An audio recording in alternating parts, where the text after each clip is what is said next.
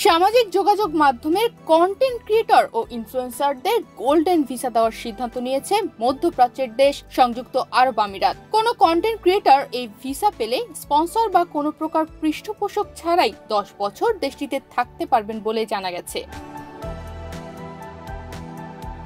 দেশটির সরকারি কর্মকর্তারা বলেছেন, সামাজিক যোগাযোগ মাধ্যম এবং ডিজিটাল মিডিয়া খাতে সংশ্লিষ্টদের জন্য আমিরাতকে প্রধান গন্তব্য করার লক্ষ্য নিয়েছে সরকার।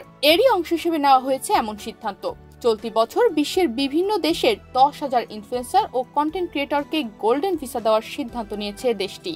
আগ্রহী কন্টেন্ট ক্রিয়েটর বা ইনফ্লুয়েন্সারের জন্য মানও নির্দিষ্ট করে দিয়েছে আমিরাত সরকার। যেসব ক্রিয়েটরের কন্টেন্টে সৃষ্টিশীলতা রয়েছে, সমাজে ইতিবাচক প্রভাব ফেলতে সক্ষম, যারা কন্টেন্ট তৈরির জন্য পুরস্কার কিংবা স্বীকৃতি পেয়েছেন এবং যাদের কন্টেন্ট দেখে আমিরাতের নেটিজেনরা লাভবান হতে পারেন, কেবলমাত্র তাদেরকে এই গোল্ডেন ভিসা দেওয়া হবে। কিন্তু কিভাবে এই গোল্ডেন ভিসা পাবেন? গোল্ডেন ভিসা পেতে হলে আগ্রহী কন্টেন্ট ক্রিয়েটর বা ইনফ্লুয়েন্সারদের প্রথমে ক্রিয়েটরস HQ নামের একটি ওয়েবসাইটে ঢুকতে হবে এবং সেখানে একটি আবেদনপত্র পূরণ করতে হবে। পাশাপাশি নিজের ইমেইল ঠিকানাও প্রদান করতে হবে।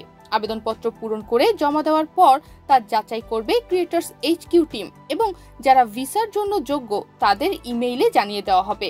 ক্রিয়েটরস HQ থেকে ফলাফল আসার পর শুরু হবে এ সংক্রান্ত অন্যান্য ধাপ। তনিমা রহমান, বাংলাদেশ প্রতিদিন।